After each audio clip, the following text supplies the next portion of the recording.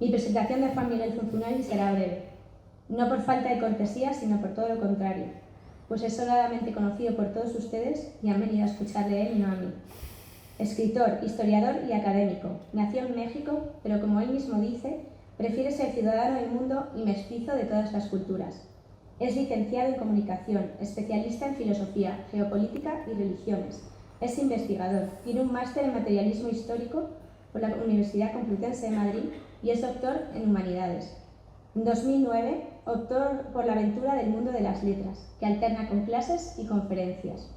Ha publicado más de 20 libros, entre ellos los bestsellers Los mitos que nos dieron traumas y la trilogía El misterio del águila. Su último libro, el de Dan Costers, lo tienen ustedes a la venta por si quieren comprarlo al terminar la conferencia. Muchísimas gracias, profesor Zunzunegui. Cedo ahora la palabra a Beatriz Paredes, a quien quiero felicitar por todas sus iniciativas en favor del conocimiento de la historia a ambos lados del Atlántico. Muchas gracias. Muy buenas tardes a todos y bienvenidos. En primer lugar, me gustaría agradecer a la Fundación Rafael del Pino el privilegio de recibir una invitación para coorganizar esta conferencia Juntos fuimos imperio, de Juan Miguel Zunzunegui. Nosotros somos plenamente conscientes de todo el impacto positivo de la Fundación Rafael del Pino a lo largo de estos ya casi 25 años, de su extraordinaria aportación al mundo de la cultura, de la formación, al liderazgo y al emprendimiento, y de su especial y constante apoyo a la excelencia. Y por todo ello, queremos felicitaros y darle las gracias a su vicepresidenta, Ana Cebrián, y a su director, Vicente Montes, aquí presente.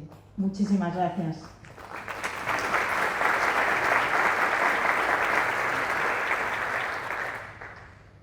Muy brevemente me gustaría, para todos aquellos que no nos conozcáis a Unidos por la Historia, explicaros que reivindicamos nuestra auténtica y verdadera historia, acudiendo a las fuentes con rigor y con seriedad, desafiando en muchos casos una narrativa que nosotros consideramos que realmente no pone en valor todos nuestros logros. Y dentro de esa reivindicación creemos que merece un capítulo muy especial la hispanidad. Nosotros estamos convencidos de que la hispanidad no es todo aquello que fuimos, no es una mirada nostálgica, es todo aquello que podemos llegar a ser. Entendiendo nuestras diferencias y nuestra diversidad como una fortaleza y no como una debilidad. Comprendiendo que podemos ser muy diferentes y a pesar de eso tener una íntima y profunda unión. Esto mismo acabamos de defenderlo en las jornadas que venimos de realizar hace muy pocos días de la mano de la Fundación Carlos Slim en Ciudad de México, Hispanoamérica, un futuro compartido. Por ello, os pedimos que nos ayudéis. En primer lugar, que nos sigáis en redes, que yo creo que eso es facilísimo, en nuestros distintos canales de Instagram, de YouTube, y también que los que queráis os hagáis amigos de Unidos por la Historia, para ayudarnos a conseguir nuestros objetivos, que al final no es otro que el de conseguir una sociedad más cohesionada, más vertebrada, más orgullosa de sí misma, porque tenemos todos los motivos para serlo, como acabamos de ver muy recientemente, estos días. Volviendo a las jornadas, deciros que las hemos realizado con motivo del estreno en México de la película del director de cine José Luis López Linares, aquí presente, Hispanoamérica, Canto de Vida y Esperanza, al que me gustaría felicitar por su extraordinaria labor. Nadie como José Luis ha sido capaz de conectar con el alma de la hispanidad. Muchísimas felicidades, José Luis, y muchísimas gracias también. Sin más, me gustaría presentar muy brevemente, porque Ana Cebrián acaba de hacer un extraordinario resumen, a Juan Miguel, que acaba de llegar hoy mismo, esta mañana, a las 6 de la mañana, a Madrid. Y felicitarle y darle las gracias por su extraordinario compromiso, porque esta es la sexta actividad que realizamos de manera conjunta en estos últimos 6 meses, con el esfuerzo que ello implica. Y además de ser un erudito, porque tiene todos esos estudios, posgrados en comunicación, en marxismo y materialismo histórico, que hoy en día viene estupendamente bien para discutir, en comunicación, además de todo, es un gran escritor. Y hoy tenemos la oportunidad de comprar uno de sus libros. Sus libros no se pueden comprar en España, por una cuestión pendiente de resolver próximamente, de tema de la editorial. Hoy tenemos aquí uno de sus libros. Se acercan las Navidades, yo creo que es la ocasión de comprar. Solo ha traído 400 y debemos de ser 400. Así que sin más le cedo la palabra. Muchísimas gracias.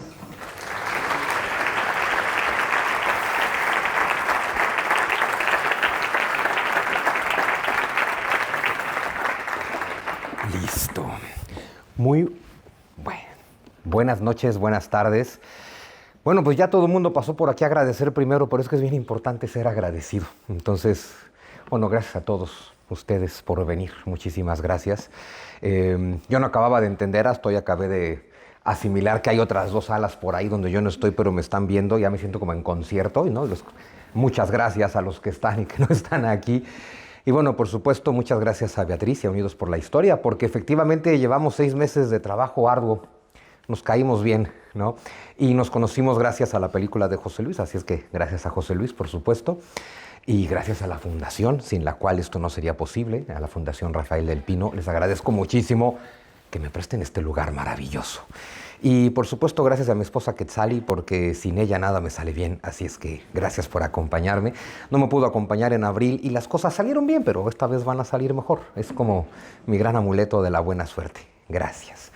Y además es maravilloso cuando empezábamos a conocernos, Beatriz y yo, y bueno, con este tema del mestizaje, ella estaba encantada con que mi esposa se llame Quetzali.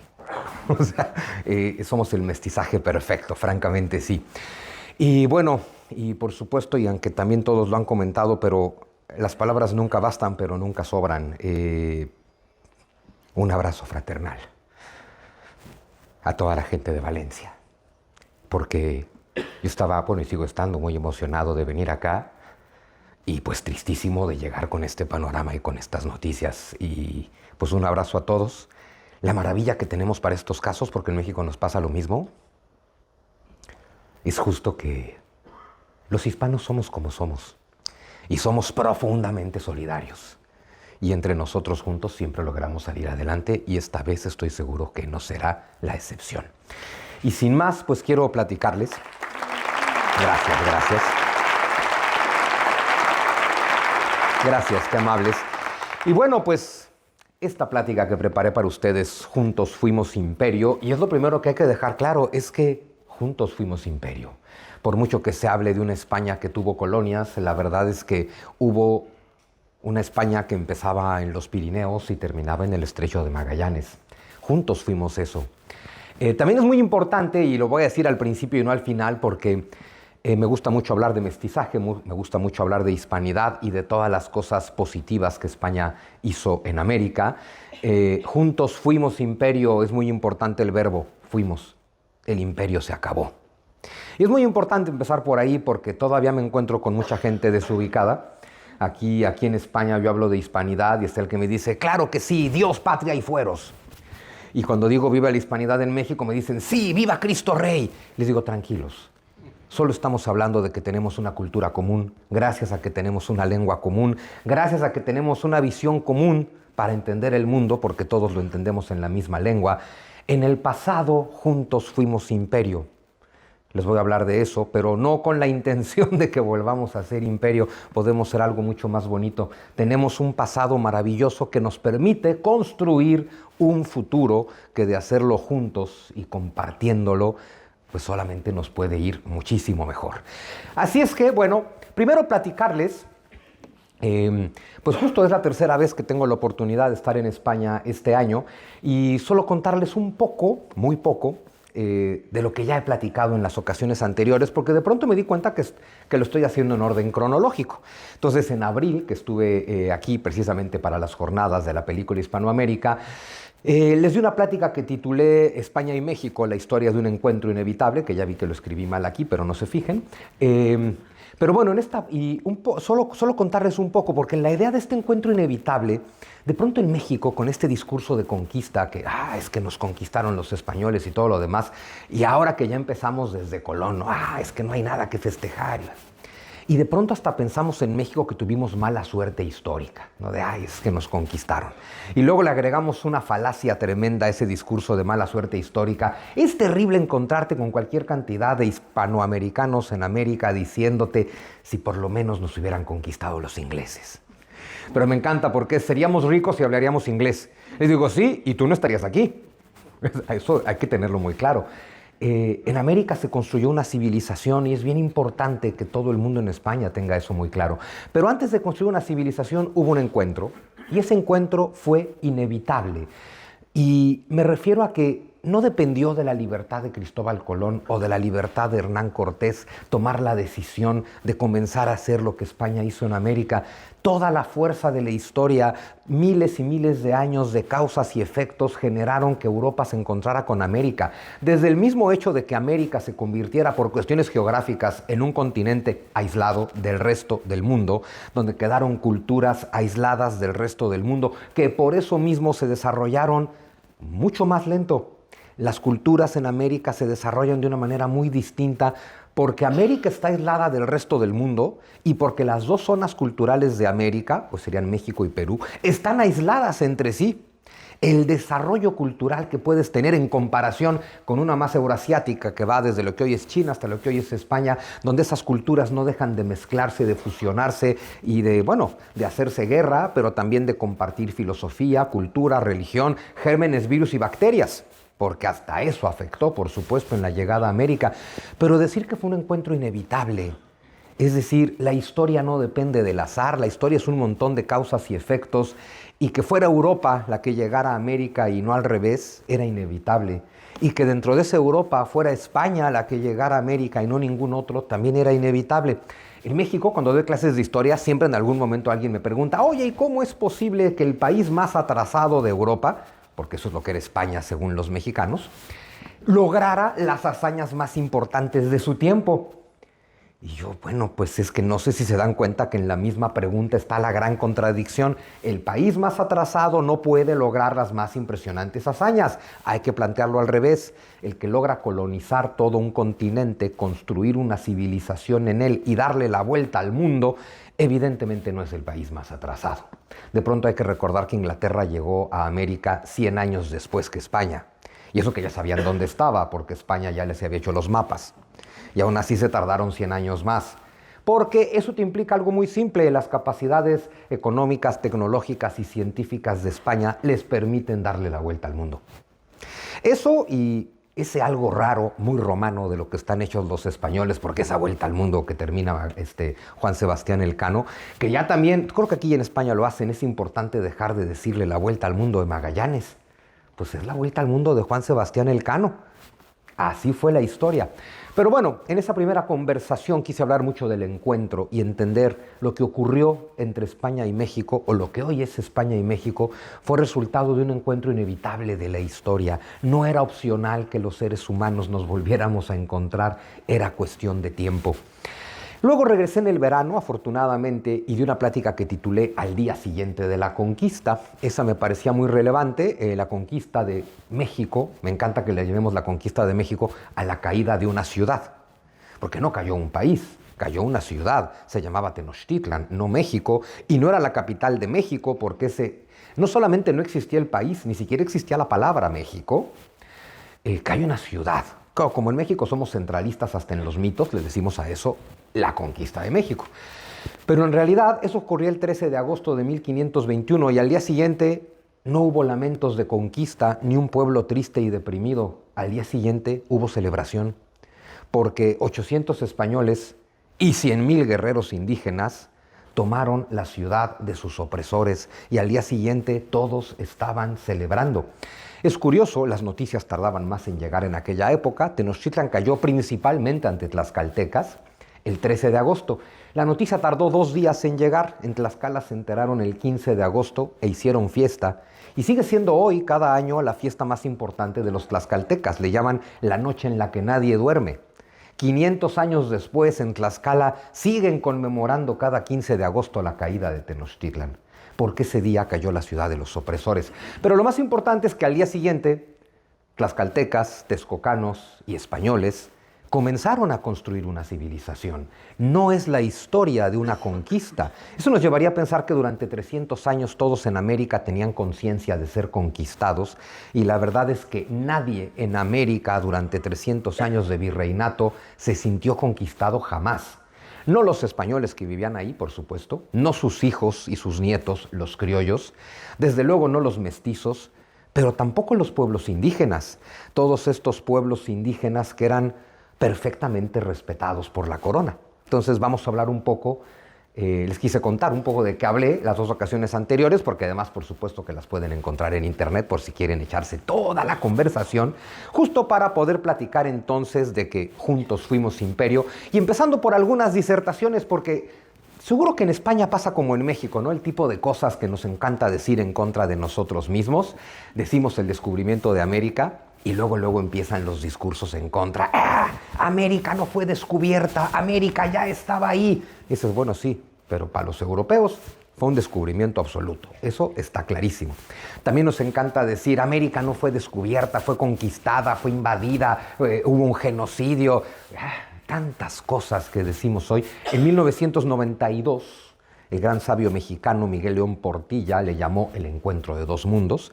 Eso fue criticadísimo también. Pero es que eso fue lo que ocurrió. Se encontraron 2 mundos. Oye, ¿que hubo violencia en ese encuentro? Sí, sí hubo violencia en ese encuentro.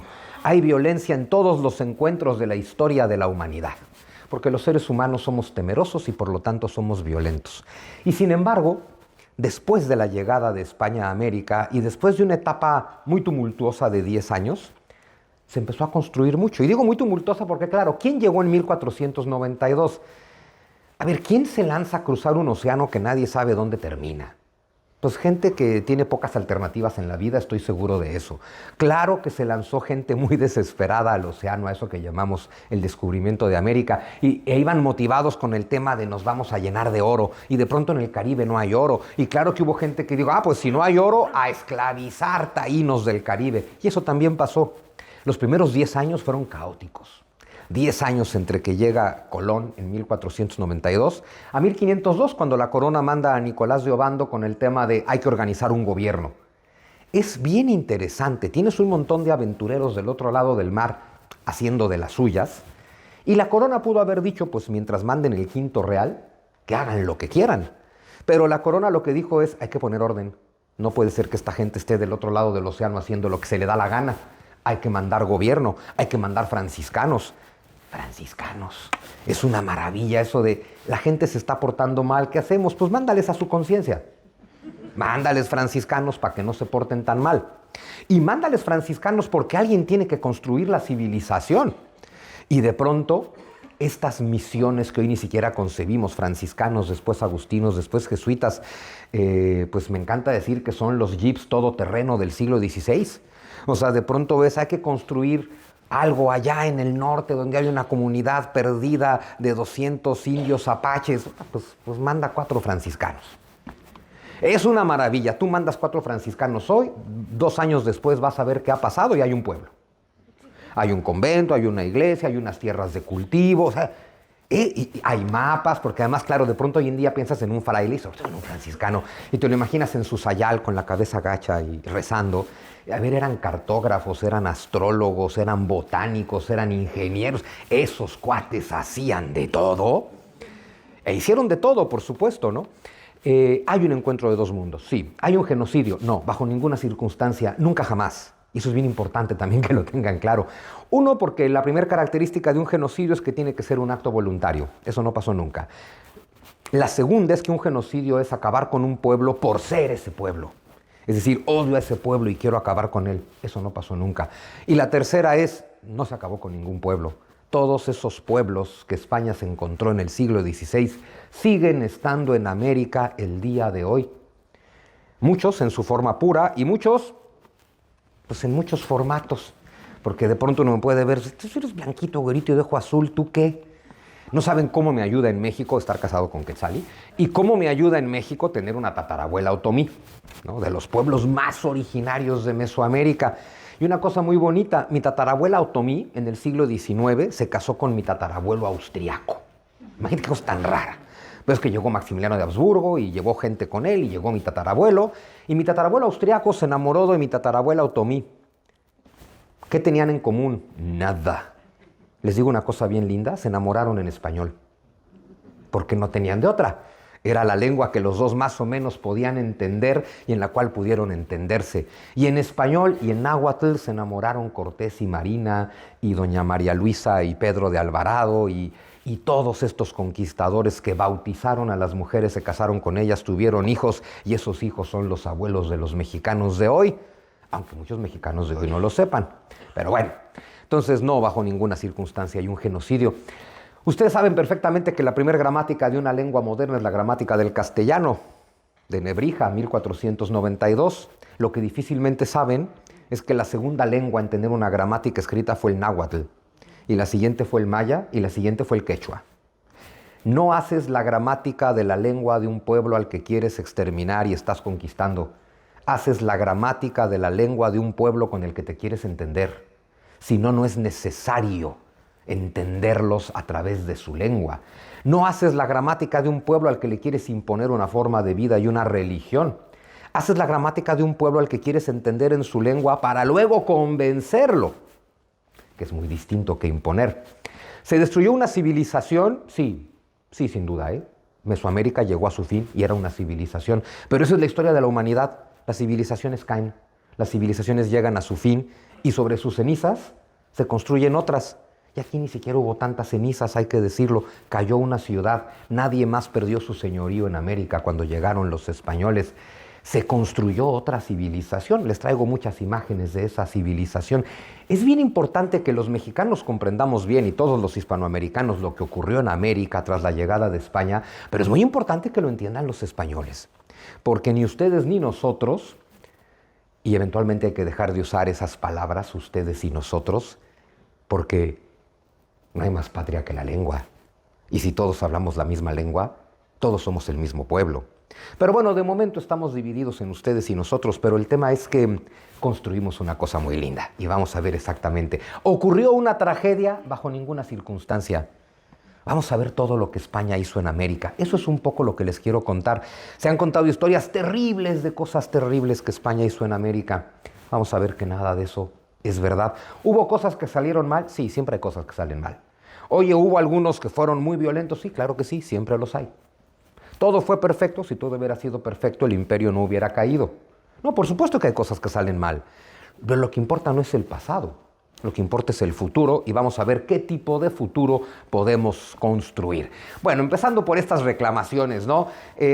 Colón no descubrió América, esa me encanta del día de hoy. Antes de Colón habían llegado los vikingos y los chinos y los africanos y hasta los alienígenas. Todo el mundo llegó a América antes que España hoy en día. Eso es verdad, por cierto. Sin embargo, y América no fue descubierta porque aquí ya había personas y no hacía falta que nadie llegara porque aquí ya había una gran civilización. Vamos a ver que eso no es del todo cierto. Yo les quiero decir que América sí descubrió España por una simple razón. América era desconocida por sus propios habitantes. ¿A qué me refiero? En Europa, todos sabían que vivían en Europa. ¿Y qué era Europa? ¿Y dónde empezaba y dónde terminaba? Y todos sabían que ahí estaba Asia. ¿Y quién vivía en Asia? Y estaba el concepto de Europa y de Asia. No existe América para los habitantes de América. Los del centro de México le llaman el Anáhuac, el único mundo. No saben que existe lo demás. El Tihuantinsuyo, los 4 rincones de la tierra. No existe nada más. Para cada una de las culturas que están en América, no existe nada más que ellos. Hasta ellos tuvieron que descubrir América. América era desconocida por sus propios habitantes. No había conciencia del continente, como sí la había en Europa y en Asia. No había ni siquiera un nombre para referirse a la totalidad del territorio, mucho menos una identidad con la cual todos pudieran sentirse lo mismo.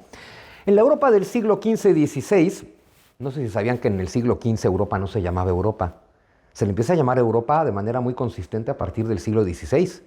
Hasta el siglo XV era la cristiandad. Y aunque hoy en día la gente puede estar muy en contra de los discursos religiosos, la cristiandad fue lo que unió a Europa y es lo que hacía que todos se sintieran relativamente iguales. Y es lo que hizo que Isabel la Católica considerara que todos eran iguales en América. Ahora llegaremos a esa parte.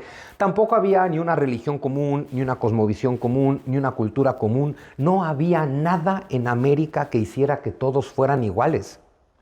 Hay una sola cosa que hace que hoy en Hispanoamérica todos seamos iguales y es precisamente la hispanidad. Nos encanta decir que somos hermanos hispanoamericanos y se nos olvida que los nahuas no eran hermanos de los mayas, que no eran hermanos de los incas, que no eran hermanos de los quechuas, que no eran hermanos de los aymaras. Ahí nadie era hermano. Lo que hermana a los hispanoamericanos de hoy es la hispanidad. Lo que es tremendo, y eso es por discursos políticos, es que la narrativa le gane a la realidad. Que nos encante decir que somos hermanos hispanoamericanos y al mismo tiempo repudiemos que los españoles hayan llegado a América. Y que lo repudiemos en español, por supuesto, y que digamos en español que no tenemos nada que ver con los españoles. Y después nos vamos a misa. ¿No? O no, porque puedes ser ateo, pero si eres ateo en América, eres ateo del Dios que llevaron los españoles. Y seas o no seas ateo, eres guadalupano. Lo cual tampoco podría ser nadie en América sin la presencia de los españoles. Es muy importante entender en qué estadio cultural se encuentra Europa y Mesoamérica. Y es muy importante que lo sepan en Europa, porque parte de estos discursos de culpa, con la que me parece que a veces en España se cuentan esta historia, justo tiene que ver con el mito de que América era como la Atlántida de Platón. Y ustedes la destruyeron.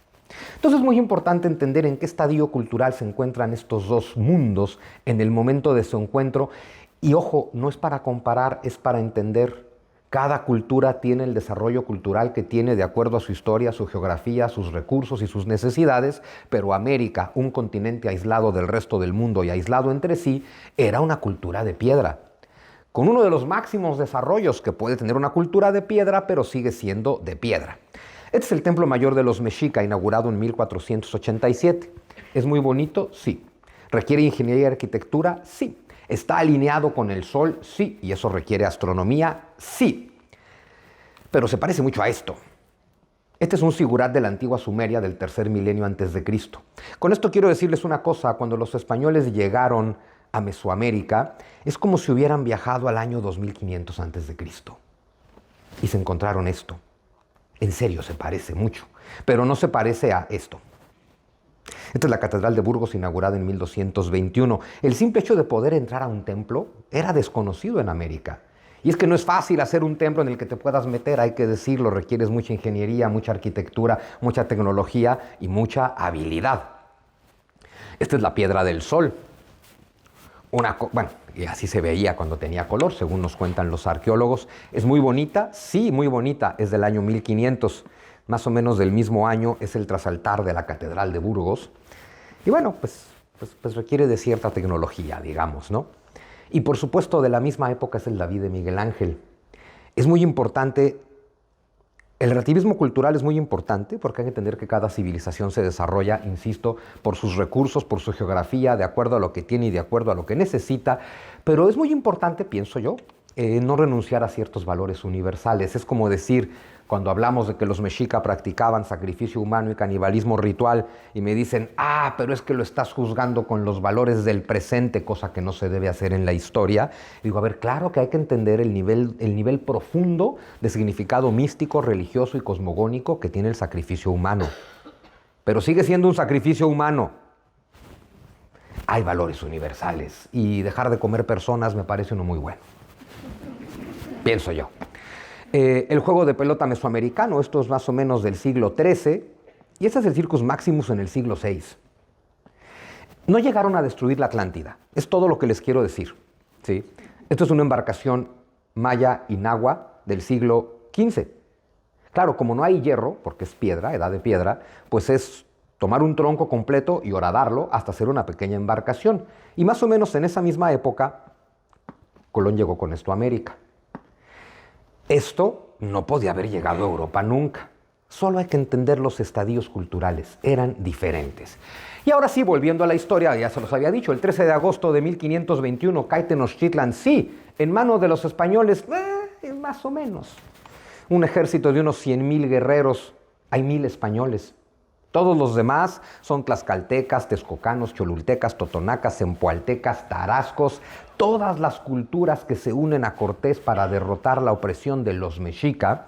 Por eso les digo que al día siguiente, 14 de agosto de 1521, no hay lamentos de conquista, sino júbilo de victoria, y es cuando castellanos, tlaxcaltecas y castellanos, como se llamaban todavía entonces, por lo menos, tlaxcaltecas y texcocanos comenzaron a construir México. Y comenzaron con ello a construir la hispanidad. Y comenzaron con ello a construir una civilización. Esta es una pintura que nos habla de Cortés encontrándose con los 4 caciques de Tlaxcala. Vamos a pensar que toda esta gente dice, sí, nos queremos deshacer de los mexica, entonces sí, vamos a aliarnos con estos españoles que al parecer son muy buenos guerreros. Nos unimos a ellos, derrotamos Tenochtitlan, acabamos con los aztecas. ¿Ustedes creen que por la mente de todos estos pueblos no pudo haber pasado la idea de, oigan, y ya que juntos derrotamos a los mexica, ¿no podríamos quedarnos juntos y sacar a los españoles de una buena vez? Porque seguro pasó por su mente y seguro podían, ¿eh? Pero no lo hicieron. ¿Por qué? Es algo muy simple que en México es muy difícil de entender y por lo visto en España también. A los indígenas de América les gustó la cultura de sus aliados. Punto. Tecnológicamente hay una distancia que ninguno de estos pueblos civilizados como eran quiso desperdiciar. Aquí hay un nivel de tecnología y de conocimiento que nos queremos quedar. Y también nos cuesta mucho trabajo entender hoy que a los aliados de los españoles les gustó la religión de sus aliados. Simbólicamente es una joya. El sacrificio humano ha existido en todas las culturas. Eventualmente, como somos simbólicos, el sacrificio humano fue cambiado por sacrificio animal.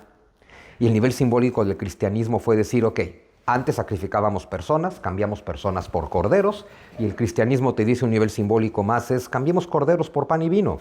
Es un símbolo.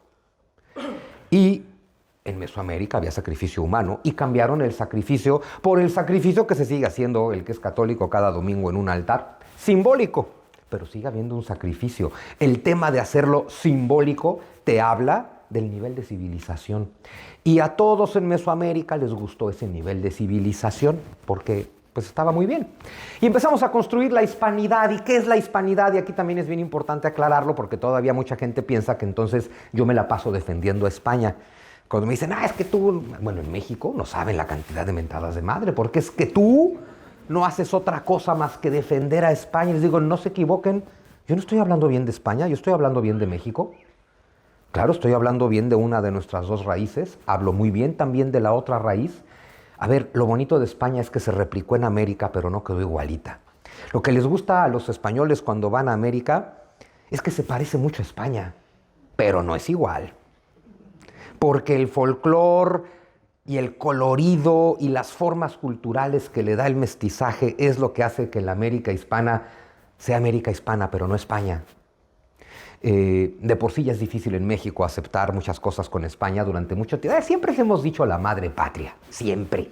Yo crecí escuchando hablar de la madre patria hasta que descubrí algo que eso sí es mucho más difícil de aceptar para los mexicanos. España no es la madre patria. España es el padre patria.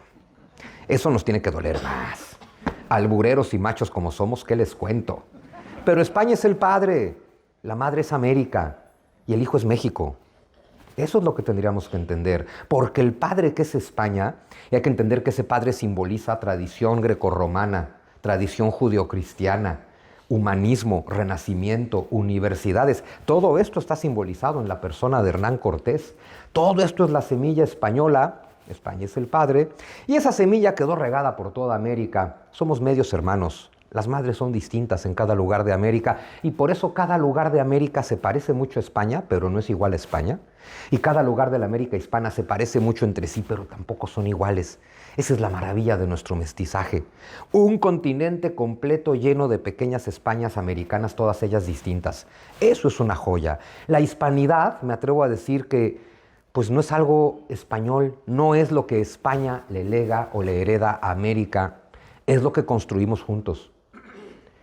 En América somos hispanos, no españoles. Se parece mucho, pero no es lo mismo, porque somos americanos, porque sí tenemos todo nuestro componente indígena y sobre todo en la cultura. Me gusta decir que incluso América ganó más que España en este intercambio, porque por cómo se dieron las cosas, América, que ya tenía muchas cosas, recibió todo de España.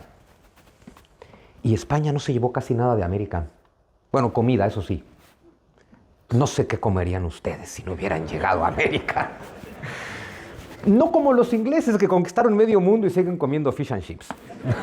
Aquí por lo menos mira, encontramos las patatas, pues tortilla, ¿no? En fin. Entonces, la hispanidad entendida como toda la cultura y civilización que se desarrolla en la Iberia griega, en la Hispania romana, y eso cruza el Atlántico, se establece en América y ahí se empieza a convertir en otra cosa. Vamos a ver qué cosa. Pero muy importante, la hispanidad, por supuesto, es cultura, es tradiciones, ideas, arte, pensamiento, filosofía, ética, religión y cosmovisión, que se parecen mucho todas, pero por encima de todo, el sistema de símbolos con lo que todo eso se construye y se expresa y se transmite. Es decir, la lengua. Cuando tú hablas en español, tú piensas en español. Tú entiendes el mundo en español y tú amas en español. Si crees en Dios en español. Y si no crees en Dios, dejaste de creer en Dios en español. La lengua que hablas es el formato de tu alma o de tu mente, si lo quieren ver menos religioso, ¿no? Mente y alma, que todavía hasta Agustín de Hipona eran básicamente lo mismo, ¿no? Con nuestra querida letra ñ que nos quisieron quitar en la Unión Europea. Qué bueno que no se dejaron, chicos, porque la ñ es nuestra soberanía. Bueno, y en México la X. Porque si no fuera por la X, México se llamaría México con J. Gracias a la X se llama México con X. Y bueno, hablar un poquito de qué significa que juntos hicimos imperio. Bueno, todo el mundo conoce la dedicatoria de Antonio de Nebrija en su gramática de la lengua castellana. No olvide su majestad que la lengua es siempre compañera del imperio. En una época hay que entender qué significa esto porque no había imperio. No había imperio español y dudo que Nebrija el 18 de agosto de 1492 pudiera conceptualizar un imperio español. Imperio no se refiere al dominio de los territorios en este sentido. El imperio es donde mandas y mandas en tu propia lengua. Es como decir, tiene que extender la lengua para extender su civilización. Y si algo supo hacer España fue extender esa lengua. Pero vean qué bonito se construye el imperio. El 29 de marzo de 1503, todavía le queda un año a Isabel la Católica, pero es cuando lanza su famosa proclama: cásense españoles con indias y españolas con indios, para que seamos un solo pueblo. No dices esto de un pueblo al que quieres conquistar o estás conquistando, y mucho menos cuando quieres exterminarlo. 1503, solo han llegado al Caribe y el Caribe está hecho un caos. De América ni se han enterado todavía. Sin embargo, Isabel, que alguna visión tendría, ya está diciendo, pero cásense, para que seamos un solo pueblo. Eso es una cosa que nunca deben olvidar. 10 años después ya tenemos leyes y siguen sin llegar a América. Sigue siendo el Caribe. Pero ya han llegado muchas noticias de que sí hay muchos desmanes en el Caribe y que los aventureros que no han encontrado oro están encontrando esclavos. De inmediato, leyes de Burgos, ordenanzas reales para el buen regimiento y tratamiento de los indios. Básicamente se prohíbe la esclavitud de los habitantes de América porque son hombres libres, racionales, con derechos de propiedad sobre sus tierras y casas y no pueden ser explotados ni castigados. Esto dice la ley de Burgos en 1512. Como nos encanta contarnos historias en contra de nosotros mismos, aquí sale el ¡ah, claro, pero nadie las cumplía! Nadie cumple la ley nunca. Pero la ley te habla de las intenciones de los pueblos. Es decir, establecer esto como ley significa que el pueblo que lo está estableciendo sabe que esto es lo correcto. Luego habrá que ver quién lo cumple. Hay gente que la cumple, por supuesto, como hoy, y hay gente que no, como hoy, pero esto te habla del ideal. Esto es lo que buscamos. Y como estamos muy lejos, manden franciscanos. Alguien tiene que poner orden. Alguien tiene que controlar a los hijos de España que se están yendo al otro lado del océano. Luego, brincándome un poquito en el tiempo, 1518-19, la expedición de Hernán Cortés, que sin saber ni a dónde iba y escuchando puros rumores y leyendas y sin hablar la lengua, pues se lanza a lo que terminó siendo la conquista de una ciudad y la construcción de un país. Siempre he dicho que le faltan monumentos a Hernán Cortés en México y en España. Porque en México nos contamos la historia con rencor y en España con culpa. Por eso no le ponen monumentos aquí. Pero Hernán Cortés tiene un monumento muy bonito, que por más que los mexicanos nos empeñemos en destruir el monumento de Hernán Cortés, nunca lo vamos a lograr. El monumento a Hernán Cortés se llama México, el país que no existiría sin Hernán Cortés. Y eso lo tiene que saber cada mexicano y es importante que lo sepa cada español. Es un país que no existiría sin la llegada de Hernán Cortés, que conquista una ciudad y empieza la creación de Nueva España. Hoy en México, que nos gusta mucho quejarnos, hay dos quejas muy importantes ahora, ¿no? El oro que nos robaron los españoles y el territorio que nos robaron los gringos. Si no hubieran pasado esas dos cosas, nosotros seríamos una potencia mundial, ¿no? También nos encanta decir eso. Lo curioso es que el territorio que nos robaron los gringos llegó a ser nuestro por 20 años, a partir de la independencia en 1821 y hasta que se lo quedan los gringos en 1848, pero era nuestro porque lo conquistó España. Entonces a mí me encanta cómo tenemos esta capacidad de, desgraciados españoles, ojalá no hubieran llegado, pero pinches gringos nos robaron el territorio, que es nuestro gracias a que llegaron los españoles. Todo el norte de Nueva España lo construyeron de cero, ahí no había ciudades. Ahí son españoles con franciscanos y con tlaxcaltecas yéndose al norte a poblar desde cero. Ciudades como Querétaro, como Guanajuato, como Zacatecas, como San Luis Potosí, todas fundadas por españoles y tlaxcaltecas de la nada. Y son de los lugares más bonitos de México, ahora los vamos a ver. Es muy importante entender que lo que ocurrió en América fue un proceso migratorio. Fíjense qué interesantes datos. 1521, Cortés y sus hombres son 1000. Y en Mesoamérica y Yucatán habrá unos 10 millones de habitantes. Cuando les digan que había 25 millones de habitantes en México cuando llega Cortés, no se lo crean. No hay forma alguna de que una cultura de piedra con esos recursos alimente a 25 millones de personas. No hay un solo dato que sustente la existencia de 25 millones de personas. A lo mucho habría, que no son pocos, 10 millones de personas. Y 1000 españoles. A mí me encanta cuando me hablan de invasión. ¿Con 1000 personas? Felipe II trató de invadir Inglaterra en la década de los 80 del siglo XVI. Mandó 200 barcos. 40,000 personas, 18,000 caballos, 25,000 cañones y no lo logró. Hernán Cortés llegó con 400 aventureros que no eran soldados, con 12 caballos, con 12 arcabuces y con 12 ballestas. Perdón, eso no es conquista y eso no es invasión. Y una invasión se sostiene y se sostiene con un ejército de ocupación. En América nunca hubo un ejército español. Se desarrolló uno ya en tiempos de los Borbón en el siglo XVIII para cuidarnos de los ingleses. Pero jamás hubo en América un ejército de ocupación. Para 1530 hay 10,000 españoles. Para 1580 hay 30,000. Para 1650 hay 60,000 españoles y 750,000 indígenas. Cayó mucho la población indígena por la viruela principalmente. Luego por eso España organizó la primer y tal vez única campaña mundial de vacunación de la viruela. Y eso tampoco deberían olvidarlo. ¿Quién ganó dinero con esto? Nadie. ¿Le costó muchísimo a la corona? Sí, siglo XVIII. Ya en el XIX, en torno a 1800, darle la vuelta al mundo llevando la primera vacuna de viruela a todo el planeta. No solamente a los territorios españoles, a cualquier lugar que te permitiera llegar con tu barco, con tu vacuna. Bueno, pero pensar que para 1650 hay 1 millón de habitantes, de los cuales 60,000 son españoles. ¿Qué idioma creen que se hablaba en esa Nueva España? Náhuatl. Oye, los españoles, sí, los españoles hablaban náhuatl. Pues ahí vives y ahí todo el mundo habla náhuatl. ¿Qué vas a hablar? Pues hablas náhuatl. La presencia española nunca fue militar, fue burocrática y administrativa.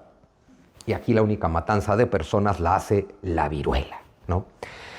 Pero que también a lo largo del territorio las autoridades en tierras indígenas, seguían siendo tlaxcaltecas, texcocanos y mexicas. Ojo, las catedrales. A mí me encanta el tema de las catedrales porque ¿quieren una sola evidencia de que jamás hubo conquista? Una catedral. Que como cuando se hacían acá en Europa catedrales góticas que te llevan 150 años de construcción. La Catedral de México se llevó de 1571 a 1813. 250 años construyendo una catedral, 100 años construyendo la de Puebla, 120 años construyendo la de Morelia. La existencia de estos templos suntuosos que se llevan hasta 300 años de construcción es la mayor evidencia de que no hay conquista, sino un proceso migratorio y gente colonizando. No te desgastas en hacer una cosa que te lleva muchísimo dinero y 100 años si no es porque vives ahí. O sea, no es que digas, en lo que me robo el oro hagamos un templo. Pues no, es que aquí vivo, estamos haciendo nuestro templo, con mano de obra tlaxcalteca, texcocana, zempoalteca, totonaca, con el arte que hay adentro de estos templos, que se parece mucho al español, porque está tomado de ahí, es arte sacro, pero pintado por tlaxcaltecas queda diferente. Queda emotivo. Tú ves querubines dentro de los templos barrocos de México, y los querubines son indios. Pues no son blanquitos, son indios. Y tú ves a Dios y lo ves con un penacho de plumas. Y dices, oye, ¿cómo los franciscanos permitieron eso? Se tienen que adaptar. Pero la existencia de una catedral te habla de que no hay conquista. Y no hay una, ¿eh? Hay, ¿para qué? Ahorita les pongo cuántas hay. 1524 llegan los llamados 12 apóstoles franciscanos a México. Me encanta porque en México, que nos gusta lamentarnos, decimos, claro, esa fue la conquista espiritual. Digo, claro, 12 franciscanos con superpoderes que lograron imponerle la religión a 10 millones de personas. 12 franciscanos que trataron de convencer a 10 millones de personas, para lo cual tuvieron que aprender su lengua. Bernardino de Sahagún tiene que aprender náhuatl a profundidad para entender en náhuatl la religión de los nahuas, para ahí transformarla en cristianismo y convencerlos. Eso no es un proceso de conquista, eso es un proceso de asimilación cultural. Llega Juan de Zumárraga en 1528 directamente desde la tierra de otros de mis ancestros, ¿no? Del País Vasco. Es nombrado obispo y protector de los indios. Y en México está el que te dice, no hubiera hecho falta un protector de los indios si no hubieran llegado los españoles. Y bueno, alguien tenía que protegerlos de los mexicas, pero independientemente de eso, nos habla de nuevo de esta visión de sí, efectivamente están siendo maltratados por nuestra gente, hay que mandar a alguien que lo evite. Y siempre existió la figura del protector de los indios. Total que en 1535 se establece no la colonia, sino el virreinato de la Nueva España, pero para 1535 estamos hablando de un virreinato para gobernar a 10,000 o 15,000 españoles. Y 6 o 7 millones de indios, que se incorporan perfectamente a estas estructuras. No crean que esto les costó mucho trabajo.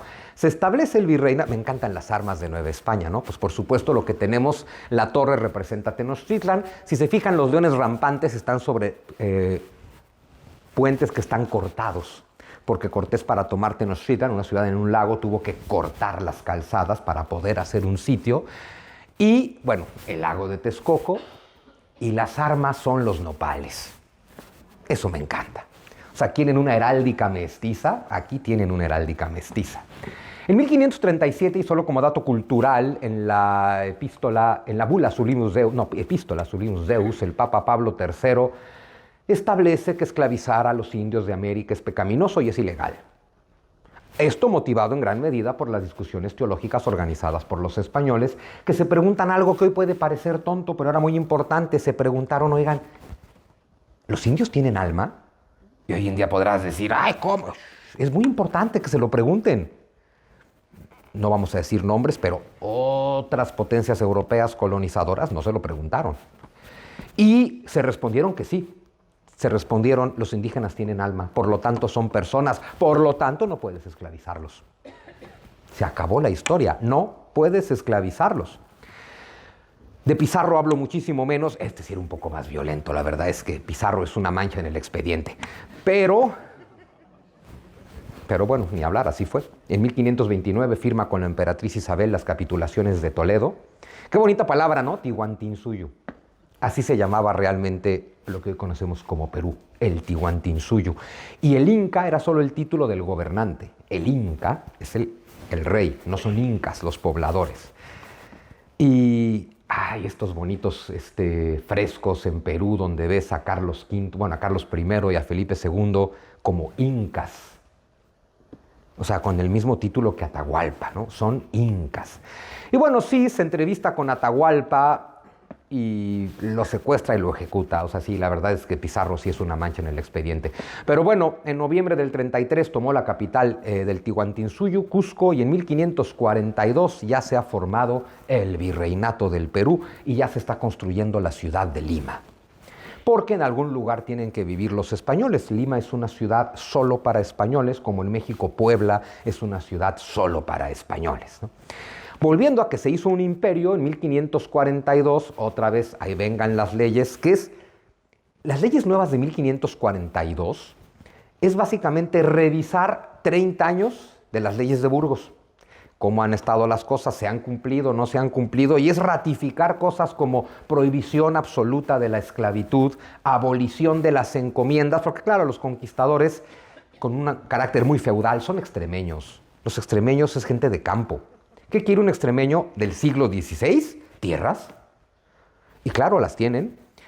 Y poco tiempo después Felipe II dice, eso es como hacer feudos en América cuando estamos tratando de acabar con el feudo en Europa. Eventualmente se acaban las encomiendas porque la encomienda incluye esta tierra es mía y los indios que viven en ella son tus vasallos. Y eso va a quedar prohibido también. No, los indios no son tus vasallos, ¿no? ¿Por qué? Porque son civilizados y por lo tanto son libres. O sea, imagínate establecer leyes que te permita darle títulos de propiedad sobre sus tierras a tus conquistados. Eso no tiene sentido. Así como no haces la gramática de un pueblo al que quieres conquistar y exterminar, tampoco haces leyes que lo hagan propietario de sus cosas. Los estás incorporando a tu estructura económica, política, social, legal, jurídica, etcétera, ¿no? 1550, seguimos haciendo imperio, controversia de Valladolid. Aquí está el mejor amigo de todos, Fray Bartolomé de las Casas. Fray Bartolomé de las Casas llegó a escribir que en América los españoles mataron 25 millones de indios. Basta con eso para saber que todo el mundo tendría que leer a Bartolomé de las Casas. Es el primer novelista de ficción de la historia. No hay 25 millones de habitantes. Pero bueno, el tema es que a pesar de las exageraciones de Fray Bartolomé, y tal vez gracias a ellas, Carlos I dijo, oigan, a ver, ¿qué está pasando en América? Porque este hombre dice que estamos haciendo cosas horribles. E hizo algo que no hace ningún conquistador, es detengan todo. Vamos a traigan a Francisco de Vitoria, traigan a Ginés de Sepúlveda, traigan a Bartolomé de las Casas, vamos a discutir lo que estamos haciendo. Wow. O sea, es un proceso de reflexión que no hace una potencia que está conquistando colonias, la hace un país que se está transformando en imperio. Pero el imperio al estilo romano, replicarte a ti mismo. Luego, para seguir construyendo el imperio, desde el puerto de Acapulco, todo el mundo conoce Acapulco, ¿no? Por lo menos en el concepto me refiero. Pero Acapulco es un concepto moderno. La bahía que está junto a Acapulco, una más chiquita, todo el mundo en México la conoce, se llama Puerto Marqués. Lo que nadie sabe es por qué se llama Puerto Marqués, Puerto Marqués. Y se llama así porque era la bahía propiedad del Marqués del Valle de Oaxaca, es decir, Hernán Cortés. Ese es el verdadero puerto de Acapulco en aquella época. Y desde el Puerto Marqués, Hernán Cortés organizó las primeras expediciones a Filipinas, que sí llegaron, pero nunca volvieron. Hernán Cortés nunca supo que sí habían llegado, se murió pensando que habrían naufragado. Lo que pasa es que nunca encontraron cómo regresar. Pero finalmente en 1566, desde Puerto Marqués, una expedición guiada por Andrés de Urdaneta y Miguel López Legazpi, llena de tlaxcaltecas, conquistaron las Filipinas. Tlaxcaltecas conquistando Filipinas. Ya ni para qué les cuento, si buscan por ahí en mis redes sociales hay un video que se llama Tlaxcaltecas contra samuráis, porque eso llegó a pasar, parece videojuego. Pero estamos en el siglo XVI, tenemos piratas japoneses y coreanos tratando de capturar las Filipinas, y Felipe II dijo, manden a mi mejor ejército, tlaxcaltecas. Y los tlaxcaltecas que conquistaron las Filipinas en 1566, las reaseguraron 20 años después, peleándolas contra piratas japoneses. O sea, tlaxcaltecas peleando contra japoneses en las Filipinas en nombre de Felipe II, rey de España. Eso es globalización, definitivamente. Y derivado de eso, en 1571 comenzaron los viajes del Galeón de Manila. Aquí le dicen Galeón de Manila. No sé por qué en México le decimos la nao de China. Y digo no sé porque los barcos que hacían la ruta eran galeones, no naos, y nunca llegaron a China. Llegaban a Manila. En Manila le decían el Galeón de Acapulco, tiene mucho sentido, para ellos viene desde Acapulco, y aquí el Galeón de Manila, que hizo su último viaje en 1814 y ya nunca volvió porque José María Morelos tomó el puerto de Acapulco en la Guerra de Independencia y ya no se pudieron hacer los viajes. Pero durante 250 años fue la ruta comercial más importante del planeta. ¿Ustedes comen arroz? ¿Les gusta la paella? ¿A quién se la debemos? O sea, los tlaxcaltecas que conquistaron las Filipinas. Tal vez en México el platillo favorito de todos los mexicanos es el arroz, que han de pensar que es bien mexicano, pero llegó por la nao de China. Porque de pronto le dábamos la vuelta al mundo, ¿no? Y en México se nos olvidan cosas como que el traje al que le llamamos de China poblana, pues es un traje de la India, que llega por el galeón de Manila. O que el traje al que le decimos de charro y pensamos que es 100% mexicano, viene de Salamanca. Y en México tienes a personas montadas a caballo usando trajes de charro de Salamanca, comiendo arroz que llegó por la nao de China y mangos de Manila. ¡Qué bonita globalización! A eso me refiero con que juntos hicimos imperio. Pero por eso les quiero dar un pequeño paseo por las, y lo puse entre comillas, colonias. Es importante, es que hace un par de horas, lo platicaba con un periodista, ¿no? que en España, y pasa igual en México, te enseñan la conquista y te enseñan la independencia.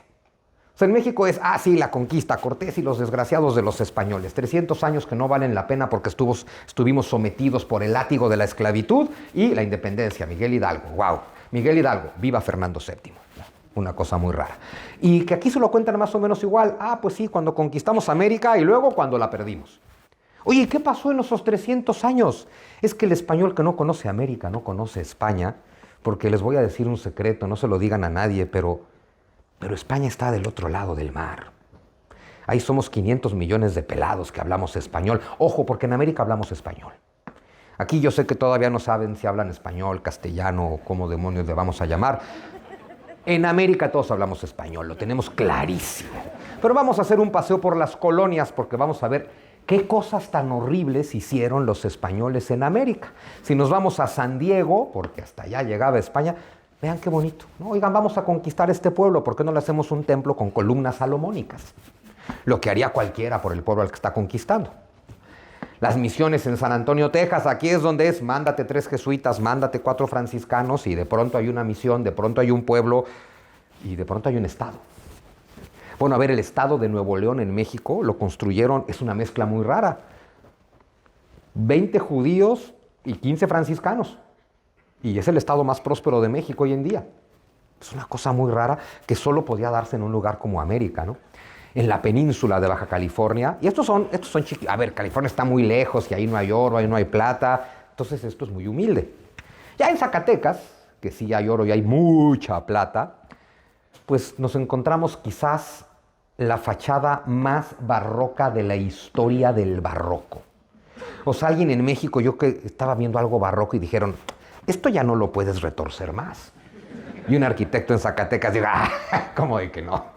O sea, si es reto, lo tomo. Y ve nada más lo que quedó. El Museo del Virreinato, cuando me preguntan dónde está el oro que se robaron los españoles, se quedó ahí, mírenlo nada más. Esto es en Tepoztlán, un pueblito muy cerca de la Ciudad de México. Y no solo quiero que vean el oro, perdón, pero es que este arte sacro no le debe nada al arte sacro europeo. Está ocurriendo lo mismo del otro lado del océano. La Catedral de Puebla, el templo suntuoso más joven de América, esta fue inaugurada en 1642 por el virrey Palafox. Y no se alcanza a ver bien aquí, pero lo que está justo al centro es el escudo de España, en la catedral. Pero bueno, es que dejaron huella por todos lados. Ahí en el Palacio Nacional de México, antes llamado Palacio Virreinal, en la fachada principal y arriba de la puerta principal está el escudo nacional mexicano, flanqueado y protegido por un guerrero águila y un conquistador español. Está ahí en nuestro Palacio Nacional y la gente no quiere ver la historia. Yo sé que a ustedes les gustan mucho los acueductos, tienen uno muy bonito en Segovia. No quiero hacerlos quedar mal, pero este tiene una arcada de 4 pisos atravesando un barranco. Lo que no tiene es una ciudad alrededor. Y claro, esto lo haces para llevarle agua a los pueblos que conquistaste, ¿no? Porque pues eso es lo que se hace, ¿no? Este acueducto está más simple, el acueducto del Padre Tembleque le llaman, está muy cerca de Teotihuacán, la zona arqueológica más importante de México. Aquí sí tenemos uno con todo y ciudad, el acueducto de Querétaro. Es decir, pues todo esto es bien romano también, ¿no? Bien romano. La Catedral de Morelia, que sigue teniendo las torres catedralicias más altas de América, hechas de cantera rosa, lo cual hace que esa catedral a la distancia se vea como una joya esplendorosa. La ciudad de Guanajuato. Eso podría estar en el sur de España, que sí. Eso podría estar en cualquier lugar de Andalucía. Seguramente de ahí llegó. Con este desorden, muy andaluz también. Sí, eso de las calles cuadradas de los romanos no llegó tan al sur, ¿no? Así las ciudades cuadrícula tampoco llegaron a México. Pero claro, es que esto es una ciudad minera. Y en las minas, pues vas construyendo por donde la montaña te lo permite, ¿no? Guanajuato, en México. La Catedral de Antigua, en Guatemala. Vean qué bonita está. Cartagena de Indias. Pero vamos a pensar que podría ser, ¿qué ciudad de la costa del sur les gusta? Pues es que, ¿pero de dónde creen que sacaron Cartagena de Indias? Bueno, hasta el nombre, ¿no? Hubo que ponerle el epítome de Indias para dejar claro que no es Cartagena la de España, ¿no? El oro que se robaron los españoles, una vez más frente a ustedes. El templo de la compañía. Esto es una cosa brutal. Y claro, no solamente me refiero a los templos. De pronto es importante. ¿Saben que México hasta el día de hoy, con todo el litoral que tenemos, México no tiene ni cultura de puertos ni cultura naviera? No tenemos prácticamente ninguna ciudad decente en puertos. Hombre, está San Blas, está Veracruz, muy poquitas. Para el litoral que tenemos, nada. Cultura naviera, menos. ¿Saben por qué? Porque en 300 años de virreinato, los españoles que llegaron se fueron tierra adentro. Y eso es importante, tampoco lo haces en una colonia, ¿no? El estilo de belgas, de holandeses, de franceses, de ingleses. Llego, tomo los puertos, domino los puertos y de ahí me llevo a la metrópoli los recursos que extraigo. En cambio, esta gente llega y se va tierra adentro y funda ciudades. No hay tal cosa como una colonia. La Catedral de Manila, uno de los rincones más olvidados de la hispanidad, bueno, porque ahí llegaron los norteamericanos y les arrebataron el lenguaje. Y les impusieron el inglés, pero hasta allá llegaron. La Capilla del Rosario en Puebla. Aquí está la plata que se robaron los españoles más que el oro. Pero insisto, más allá de pensar en los templos, 300 ciudades, caminos, catedrales, universidades, hospitales. Es gente que llegó y extrajo recursos para construir y quedarse allá. Está muy claro. Santa María Tonancintla, vean nada más, qué bonito. Y aquí es donde les digo que está representado Dios con penachitos y donde los querubines son absolutamente de tez indígena. Es la Catedral de Lima, vean qué bonitos. Claro, esas techumbres que parecen ser góticas, que evidentemente no lo son porque estamos hablando del siglo XVII. Esa maravilla de que cuando España llega a América ya habían pasado por aquí todas las modas arquitectónicas. Lo mezclaron todo. En México puedes entrar a un convento que dice, mira, la nave es románica, pero tiene un rosetón flamígero gótico en la fachada, pero tiene un retablo barroco al fondo y las capillas laterales son neoclásicas. Y en los frescos hay dragones. ¿Cómo pasó eso? Pues españoles que se saben todas las técnicas ya europeas, e indígenas que tienen una creatividad maravillosa a la hora de decorar los templos. Santo Domingo en Oaxaca, ¿no? Esto también es. Pero vaya, entender que todo esto es lo que se construye en América durante 300 años. Y a esto me refiero con que juntos fuimos imperio. Justo esta reflexión, nada de lo anterior lo hace por la fuerza un pueblo conquistado. En América se construyó una civilización por derecho propio. Cuando yo era niño, bueno, obviamente la mitad de mi familia es española y si uno le pusiera atención en México, cada mexicano entendería lo mismo, ¿no? Pero bueno, la mitad de mi familia es porque mi abuelo llegó en la guerra civil, entonces digamos de manera muy inmediata tengo ahí este contacto. Y había españoles así que después de 40 años en México seguían hablando como castellano. Y estaban los que ya no, y estaban los que era mi abuelo entre ellos, que siempre nos dijo, cuando nos tuvimos que ir de España, nos recibió México. Y entonces, todos aquí estamos agradecidos con México. También tenía la tía que decía, es que México, siempre están ahí despreciando, ¿no? Y de esa tía siempre me burlaba diciéndole algo que escuché cuando era niño, ¿no? Que Europa empieza en los Pirineos. Seguro ustedes también se los han dicho mucho para molestarlos, ¿no? Es que Europa empieza en los Pirineos. Oye, entonces España, España es el norte de África. No, España es el norte de América. Efectivamente, Europa empieza en los Pirineos, se los aseguro.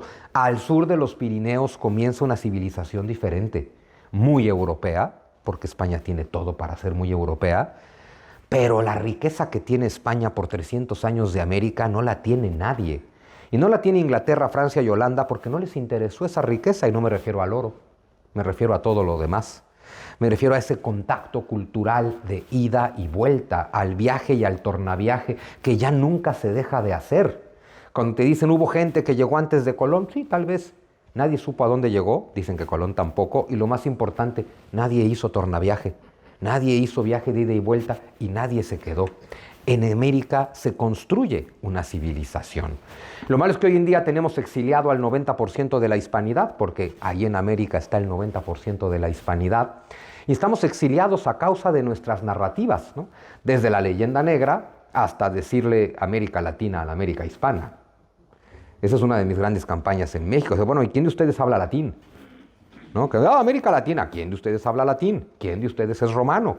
No, pero es que es para incorporar a los franceses y a los brasileños. Dice, sí, o sea, como discurso está muy bonito, claro que hay que incorporarnos a todos dentro de la gran familia de la humanidad, pero lo hispano es hispano, no es latino. Y, a ver, América Latina, pues Haití y Quebec. Porque que no se nos olvide que América Latina es el nombre que le pone a la América hispana Napoleón III, cuando quiere que conquistar América, porque él sí la quería conquistar. No lo logró porque se encontró con Benito Juárez, que era muy necio. Y que, ojo, derrotó a Napoleón III, que tampoco es poca cosa, ¿no? Y en América, claro, hoy en día hay muchos países, pero no hay que olvidar que en América van a poder surgir países, patrias, naciones, como le queramos llamar. No puede haber un país hasta que haya elementos de cohesión entre pueblos. Y en América los pueblos eran distintos, distantes y enemigos. No va a haber un elemento de cohesión que permita la construcción de países hasta que llega España. Los elementos de cohesión de todos los países de Hispanoamérica, lengua española, religión católica y monarquía universal. Hoy en día esos conceptos están en desuso y está bien. O sea, hoy en día tienes el derecho de no ser católico si no quieres, lo cual me parece perfecto. Pero es importante ubicar cómo son las cosas en su momento determinado. Y es bien importante entender una cosa que a mí me parece muy linda: las motivaciones. ¿Qué motiva a los españoles que cruzan el océano? A mí me encanta que le hayan puesto ese nombre al océano. No lo saben pronunciar. El océano Atlántico, que en América le decimos Atlántico. Pero el tema es, ¿qué los motiva a cruzarlo? Oro, desde luego. Ansias de riqueza, sin duda. Buscar fama, gloria y fortuna, absolutamente. No hay un ser humano que arriesgue su vida de esa forma si no busca todo eso. Pero además de todo eso, es bien importante recordar que los españoles que atravesaron el Atlántico también fueron bien motivados por la fe. Hoy en día no está de moda tener fe. Hoy en día todo lo que suene a católico lo criticamos, y está bien, seguro hay muchas razones para criticarlo y muchas para no hacerlo también, por supuesto. Es curioso porque hay muchas críticas a la intolerancia católica y sin embargo, ¿qué terminó de amalgamar y unificar Roma? Es el catolicismo. ¿Qué hizo nacer a España? Porque la historia es la historia, Es el catolicismo. ¿Y qué amalgamó a toda la América española? Pues el catolicismo también, que resultó ser menos intolerante de lo que pudiéramos pensar, por lo menos en América, porque se tuvieron que adaptar de cada forma, ¿no? Para que los quechuas, los aymaras, los mayas y los nahuas se hicieran muy, entre comillas, católicos, porque en México tenemos un catolicismo bien interesante, bien folclórico, bien sui generis, bien pagano, bien idólatra y bien politeísta. Pero bien guadalupano y bien monoteísta también. Tenemos de todo. O sea, tenemos a Jesús, tenemos a la Virgencita y detrás de cada santo católico sigue habiendo una deidad náhuatl. Tenemos de todo.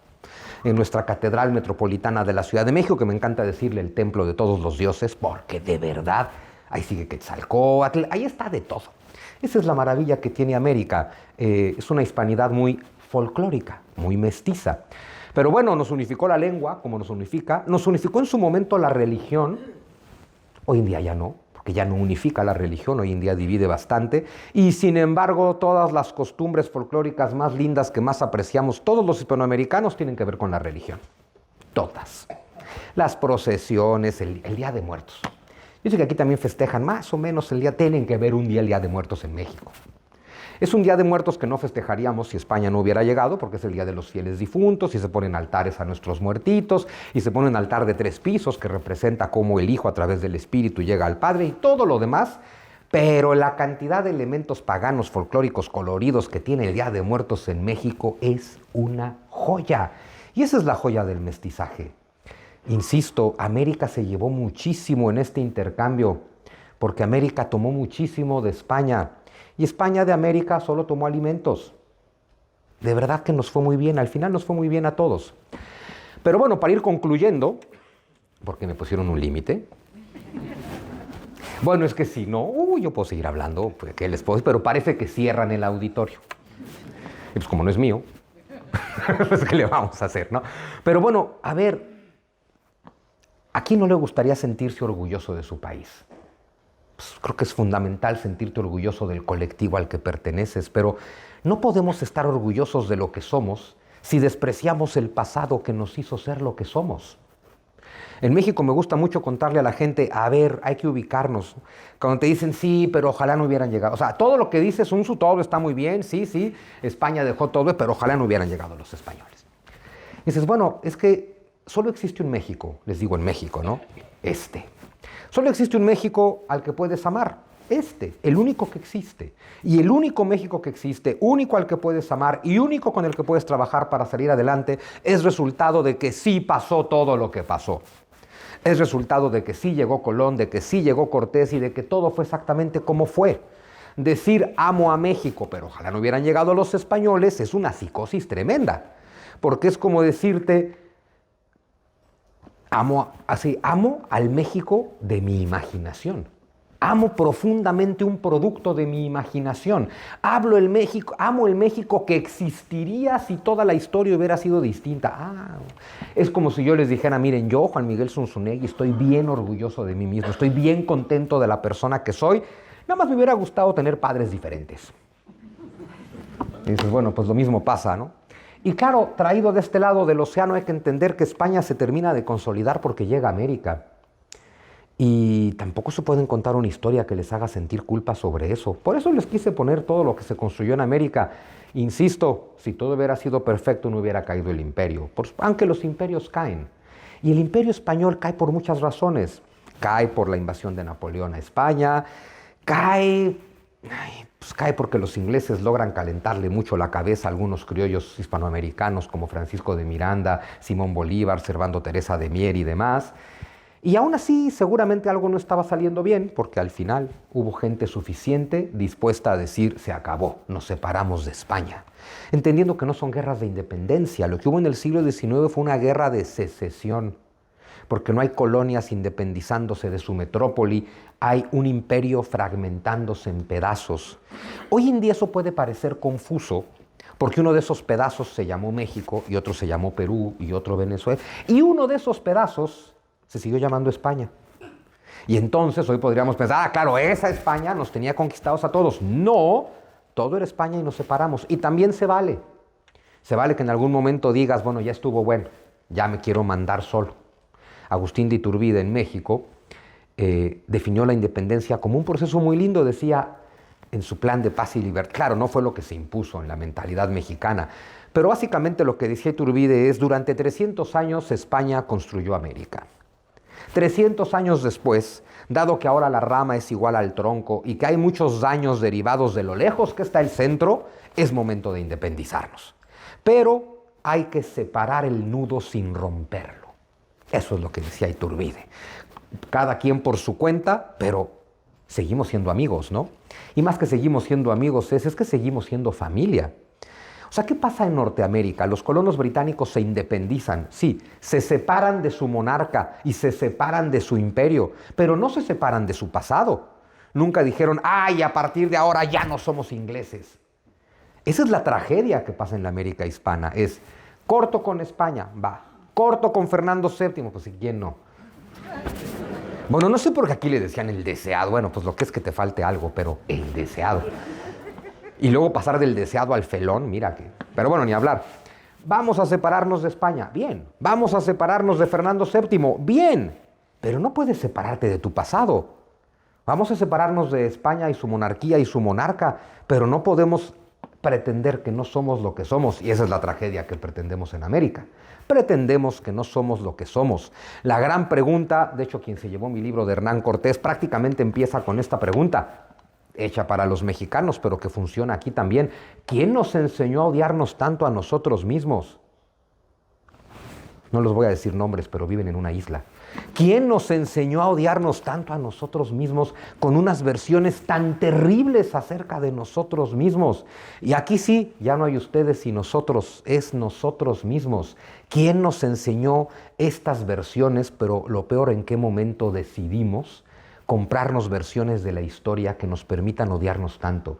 Porque en México, cuando nos enseñamos la historia con rencor, porque los españoles nos conquistaron, repudiamos al español en español, con lo cual pues nos repudiamos a nosotros mismos, ¿no? En México gritar, como todavía se gritaba en la independencia en la década de los 70, mueran los gachupines, es como escupir para arriba y quedarte a ver qué pasa. Es que es absurdo, absurdo. Y claro, el problema es que si en España se compran esa versión de los hechos y se enseña la historia con culpa, nunca debimos ir a América. ¿Cómo se nos ocurrió hacer lo que hicimos? ¡Qué tragedia que hayamos conquistado América! Pues ustedes se odian y nosotros nos odiamos y aquí está todo el pueblo hispanohablante, porque al final el pueblo lo hace la lengua, y aquí está todo el pueblo hispanohablante odiándose profundamente, sin tener un lugar en la historia y sin saber a dónde vamos. Eso está terrible. ¿Quién nos enseña a odiarnos a nosotros mismos? Porque esa persona o ese grupo de poder, quien establece tu narrativa histórica, tiene poder absoluto sobre ti. El que domina tus emociones es tu amo y señor. Idealmente tendrías que ser tú, por supuesto, pero cuando te compras un discurso de odio contra ti mismo, estás dejando que tu enemigo domine tus emociones. Y si tu enemigo domina tus emociones, te domina por completo a ti. Y si tu enemigo, quien sea que sea, ha logrado que tú mismo, hablando en español, seas el que desprecie esto, ya logró de verdad infiltrar un caballo de Troya en lo más profundo de tu mente. Ya no necesitas que el otro te venga a hablar mal de ti. El otro ya te convenció de que tú mismo hables mal de ti y que hasta veas como algo súper progresista y moderno odiarte profundamente. Porque de pronto eso es lo que pasa, ¿no? Un discurso de mea culpa parece ser un discurso muy lindo. Ay, acepto que hicimos cosas terribles, yo soy culpable. Si España se disculpara por la conquista, porque ese tema es inevitable hoy en día, ¿no? Sería como si España se disculpara con el mundo por el hecho de que México existiera. No se disculpen nunca. No te puedes disculpar por lo que no hiciste. Hace poco me entrevistaban en Deutsche Welle, que híjole, cómo se ve que tiene en línea, porque era una entrevista sobre, bueno, ¿y qué onda con el perdón y con las disculpas, no? Y el reportero no salía de, bueno, pero es que el perdón engrandece a los pueblos. Y yo, sí, por supuesto, si le rompiste la madre a alguien, pídele perdón. Pero si no, pues no. No, bueno, pero es que ya le cuento todo esto. Dice, sí, todo eso está bien, pero ¿por qué España no se disculpa? Y yo, pues porque no hizo nada. Bueno, sí, pero el perdón engrandece, ya sabes, a fuerzas tengo que regresar a que sí. Y era un periodista español, hay que decirlo. O sea, eso es lo que era más terrible de todo esto, ¿no? Un periodista español que no dejaba de rascarme en la entrevista de cómo te saco el tema de que sí tendríamos que disculparnos. México en ese sentido, y perdón que lo diga, bueno, sobre todo a los mexicanos, ya me tiran mucho, es México pidiendo disculpas, que ojo, también es muy importante que entiendan que no es México.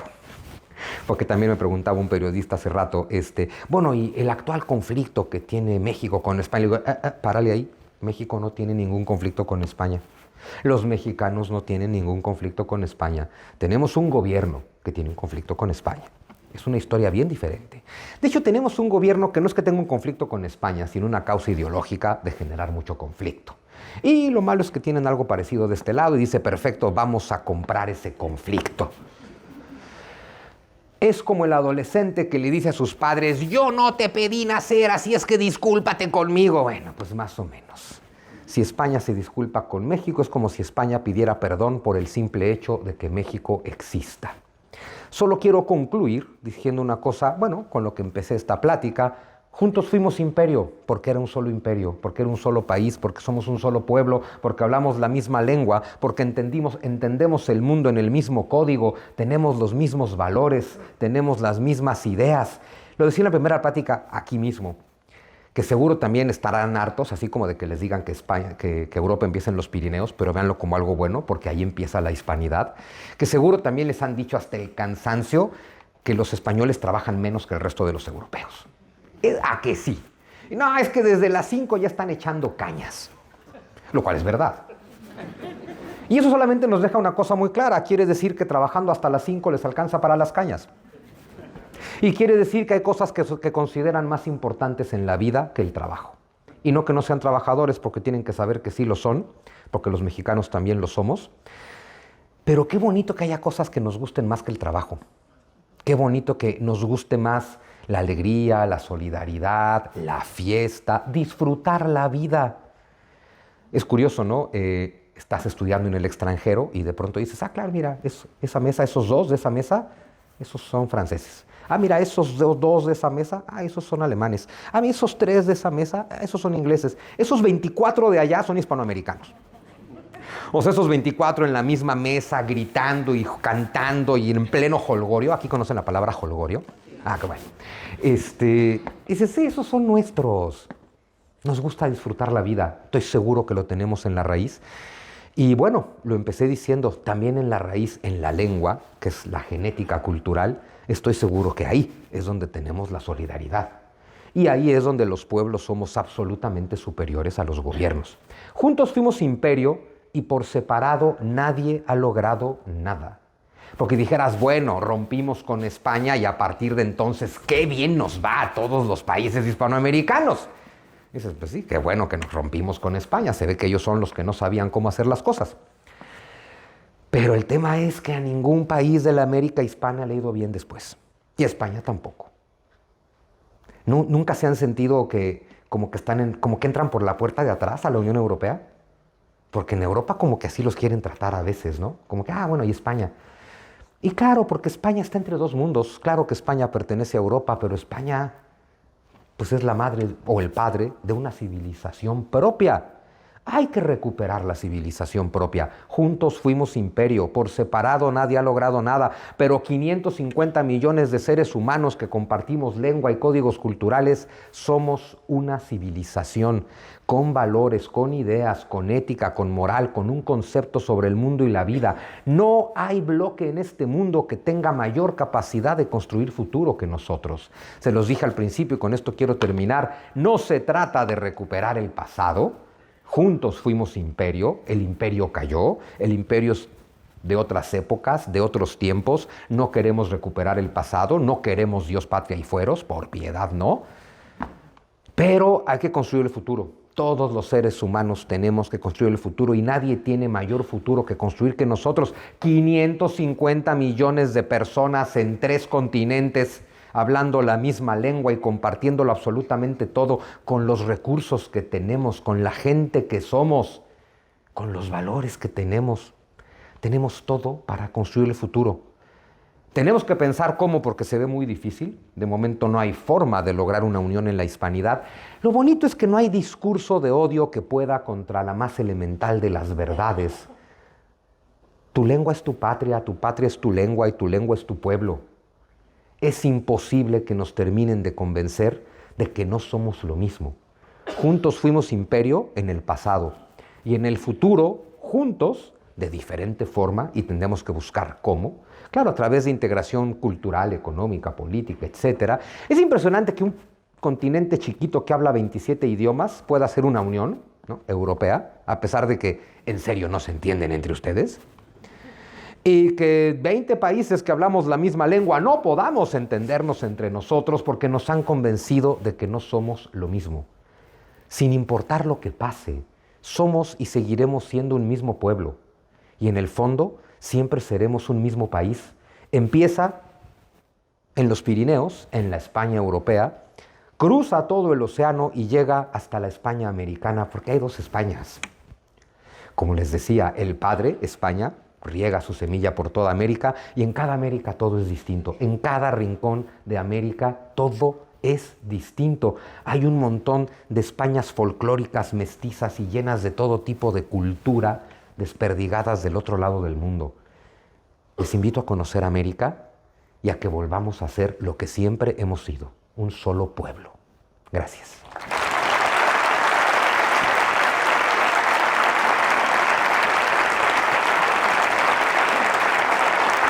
Gracias. Y veo que me traen, parece que voy a contestar preguntas. Muchas gracias.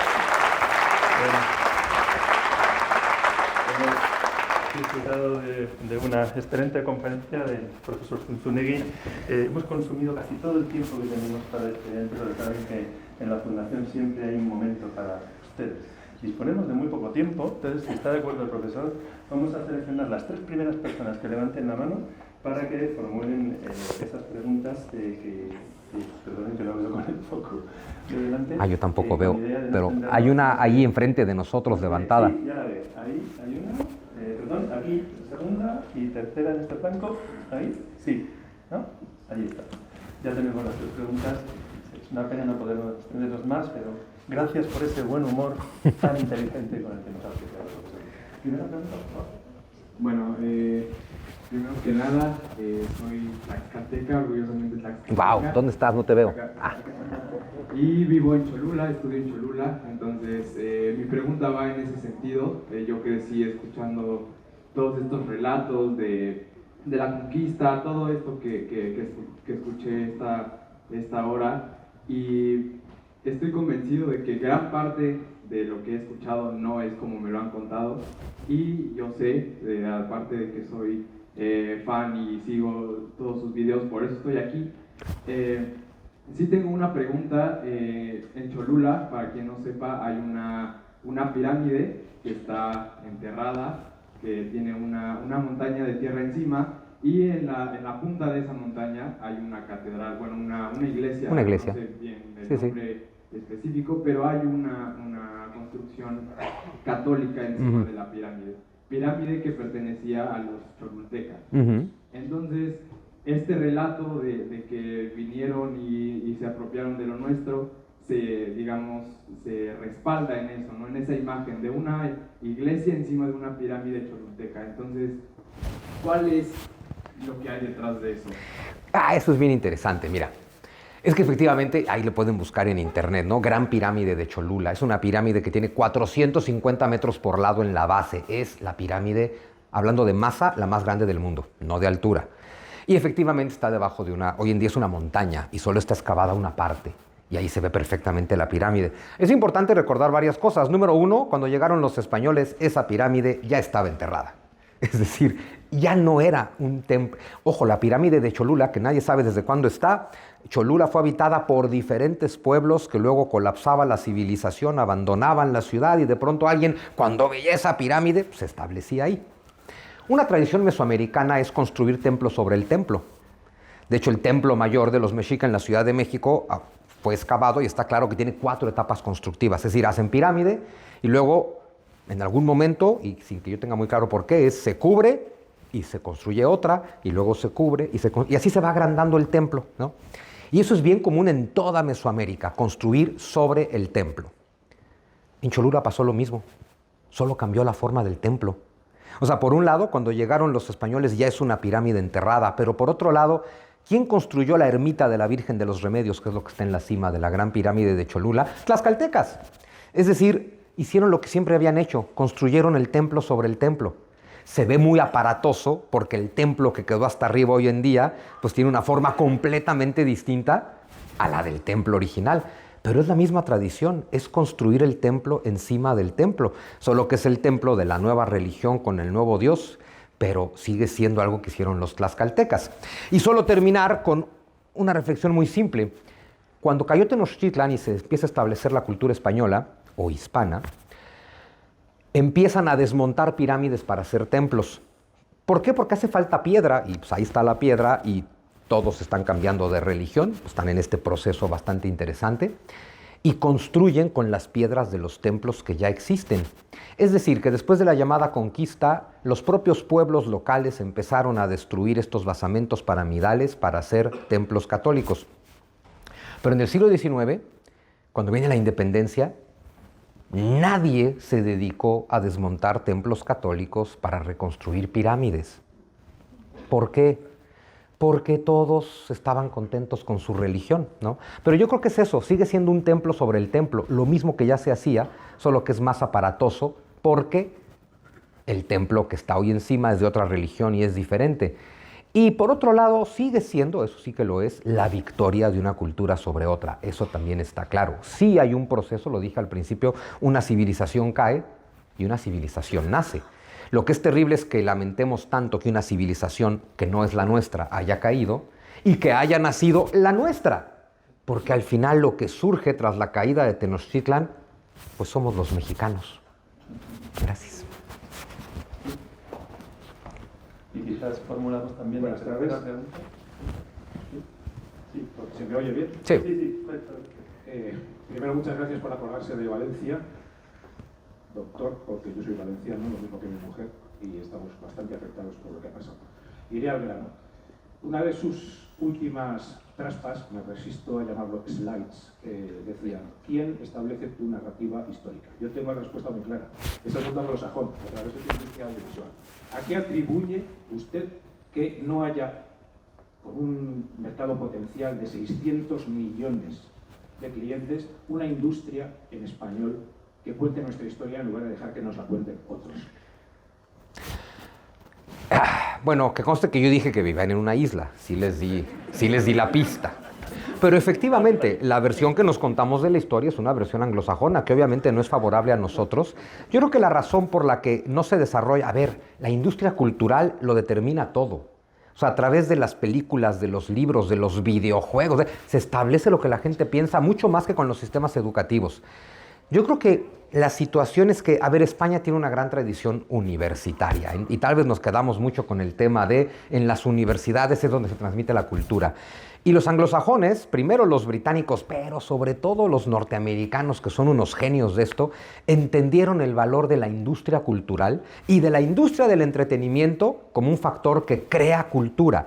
Es decir, tal vez en todo el mundo hispano seguimos pensando cosas como que hacer cine, el cine es un arte, entonces es un tema de arte. O es un tema de entretenimiento y te puede o no gustar el entretenimiento. Lo que no hemos asumido en el mundo hispano es que es el entretenimiento más peligroso del mundo. Es que la capacidad de hacer cine y dárselo al mundo es la capacidad de imponer tu narrativa en todo el planeta. Pero claro, tenemos que ver el cine y la industria cultural en general de manera diferente.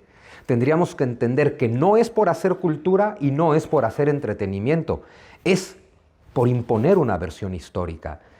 Y bueno, la respuesta es muy triste porque quiere decir que llevamos por lo menos 100 años sin tener a alguien en cualquier lado del Océano Atlántico que sea capaz de ver lo que te acabo de decir. Pero es básicamente eso. Así es que nada, hay que apoyar más a José Luis, ¿no? Para seguir haciendo películas que sí hablen de esto. Y la última, que se haya resultado aquí. ¿No? ¿Ya? ¿Se arrepintieron? Pues, Ni hablar. vamos a dar la última opción. Pues sí, si alguien se arrepintió por allá. Usted, Está bien, de los arrepentidos es el reino de los cielos. Sí, pues muchísimas gracias por haber venido. Yo desde luego repito, porque creo que es una maravilla poder disfrutar de una persona como usted, que tiene la posibilidad de hacernos abrir los ojos a muchos. Así es que muchas gracias. Bueno, yo me refería a ese futuro del que usted habla, y claro, dices, ¿y cómo lo hacemos? Yo conozco que hay una comunidad iberoamericana de naciones que, si bien es un organismo político entre los gobiernos, pero bueno, ahí está creado. Esto se creó precisamente en 1992, fue una de las creaciones que en aquella época se hizo, al igual que el Instituto Cervantes, al igual que la Casa de América, etcétera, como pasos a dar en conmemoración del 5º centenario, que efectivamente el señor Luis Portillo nos dijo el 5º centenario del encuentro, ¿no? Así es que me gustaría saber un poco su opinión sobre esto, que de momento, con sus más y sus menos, pues bueno, sigue funcionando, y que cada 2 años hay una reunión pues de todos los, gobiernos de la comunidad iberoamericana. Muchas gracias. Gracias. Pues mira, creo que, a ver, como idea es buena y seguro en 1992 era una iniciativa con muy buenas intenciones de fomentar una unión entre los países hispanos. Sin embargo, una vez que un organismo queda en manos de políticos, es un organismo en el que no puedes confiar demasiado porque los políticos cambian de ideas, de necesidades, de intereses y lo más importante, llegan al poder diferentes ideologías. Yo creo que el problema de hoy es que no veo a nadie, a ver, pues, ¿quién podría comandar la hispanidad? Pues es que tiene que ser España, México o Colombia, en cuanto a tamaño, número de hablantes, o Perú, desde luego por temas culturales, y Argentina, pues por tamaño del país y número de hablantes, ¿no? Y no veo en ninguno de estos países a nadie con una intención hispanista, ni a nadie tratando de recordarnos que todos somos un mismo pueblo. Lo que sí tenemos hoy en toda la América hispana es a estos líderes populistas de la izquierda revolucionaria del Foro de Sao Paulo, y ahí tenemos que tener mucho cuidado porque lo que nos une y nos hace hermanos, que es la hispanidad, se puede convertir en la principal trampa contra nosotros mismos, porque desde que cayó la Unión Soviética y surge el Foro de Sao Paulo, surgió con una intención muy clara. Cayó la Unión Soviética, pero que no caiga el comunismo. Y la Unión Soviética, a ver si nos vamos más para atrás, tuvo un detalle bien interesante. El comunismo siempre se planteó como un movimiento internacionalista. ¿Sí? Contra las construcciones nacionalistas del siglo XIX, todos somos franceses, todos somos alemanes, todos somos ingleses, todos somos españoles, surge la propuesta marxista que es todos somos proletarios. Que es no te identifiques con tu cuerpo nacional, es decir, no te identifiques con aquel con el que compartes lengua, sino con aquel con el que compartes situación socioeconómica. Lo terrible de ese discurso es que si dejas de ser proletario, dejas de ser pueblo. Dejas de ser pueblo bueno y entonces ya ni siquiera, ya eres parte de los malos, ¿no? Y estos discursos además fragmentan una unidad nacional. El tema es que el internacionalismo marxista fracasó todo el siglo XIX porque a pesar de que suene muy bonito, todos somos proletarios, es mucho más lógico y normal, orgánico, que te sientas hermano de aquel con el que compartes la lengua. Y a pesar de todo el internacionalismo del marxismo, llegó la Primera Guerra Mundial y los ejércitos fueron nacionales. Y ganó el nacionalismo. ¿Por qué triunfó el comunismo durante un tiempo en la Unión Soviética? Porque la Unión Soviética es el nuevo nombre del Imperio Ruso. Y tienes un territorio que va desde Corea hasta Polonia, donde sí todos somos proletarios, y esto es bien internacionalista, pero de pura casualidad todos hablamos ruso. Y entonces nos podemos entender. Por eso el comunismo puede funcionar en China, porque es un lugar enorme con 1.500 millones que todos hablan chino. El único otro lugar del mundo que cumple con esta característica es el mundo hispano. Podemos entonces tener 550 millones de personas a las cuales venderles e imponerles eventualmente el discurso del Foro de Sao Paulo, que es el discurso comunista adaptado para el siglo XXI y que lo quieren imponer en la América hispana porque como el internacionalismo es un fracaso y eso todo marxista lo sabe, si no lo sabré, vamos a aprovechar que todos hablan español. El hecho de que todos hablemos español, por eso les digo, puede ser nuestra gran herramienta para el futuro, porque tenemos mucho para construir como bloque, pero también puede ser la gran trampa, porque por eso el comunismo internacional del siglo XXI está sobre el mundo hispano, porque es el único territorio donde se puede establecer otra vez una pesadilla marxista. Por eso no confío en los organismos políticos, y porque, y cada vez nos queda más claro, los pueblos siempre estarán por encima de sus gobiernos. Creo que no hay que menos... A ver, me quedo con el Instituto Cervantes, eso sí que me los quedo definitivamente. No confío en los organismos políticos, eso es una cosa muy mía, pero pienso que nosotros como pueblo hispanohablante somos los que tenemos que liderar todo tipo de iniciativa por esta unión. No le podemos dejar esto a los gobiernos porque los políticos cambian de opinión muy fácilmente. Gracias. Bien, amigas y amigos, la verdad es que nos quedamos con ese sueño hispanoamericano que nos ha descrito principalmente el profesor Zunzunegui, ¿no? Este sueño de un solo pueblo, ¿no? De hispanoamericanos unidos por la sangre, la cultura y el deseo de compartir un mañana mejor. La verdad es que no podemos terminar este encuentro sin mostrar la enorme gratitud, ¿no? La enorme gratitud a la Fundación por las palabras que nos han dirigido, ¿no? Por supuesto, la gratitud a Beatriz y a José Luis y a todos los que formáis parte de esa aventura increíble que es Unidos por la Historia. Gracias a todos ustedes por seguir estas sesiones, tanto aquí como en las salas contiguas. De verdad que sentimos no tener más butacas en este espacio. Hemos tenido que cerrar el aforo y hace mucho tiempo cubriendo todo el espacio de la Fundación. Gracias de verdad por estar aquí, pero sobre todo nuestra gratitud al profesor Zunzunegui. Ha sido un verdadero privilegio compartir con usted esta preciosa sesión sobre nuestro futuro compartido. Y gracias también por acompañarnos en estos días en Madrid. Muchísimas gracias a todos. Gracias. Gracias. Muchas gracias. Gracias.